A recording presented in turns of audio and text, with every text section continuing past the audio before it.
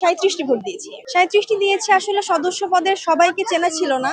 আর যাদেরকেও চিনতাম, যারাও ভোট চেয়েছে, সবার ইশতেহার তো আসলে আমার মন মতো হবে না। আমি তাদেরকেই ভোট দিয়েছি যাদের ইশতেহারে মনে করেছি আমার মন মতো। ইভেন আমাদের ক্যাম্পাসের উন্নয়ন, হলের উন্নয়ন হবে তাদেরকে। না না, আমি ভোটারই হয়েছি নতুন, যেহেতু আমি সেকেন্ড ইয়ার। তো ডাকসু প্রথমবার পাচ্ছি।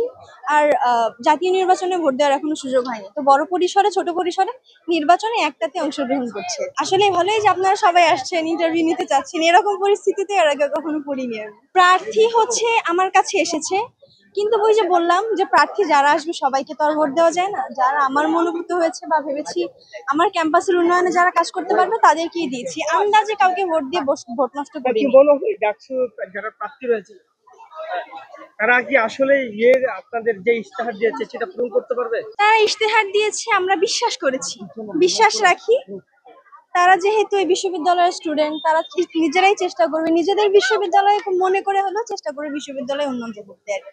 আমার যে মনে হয়।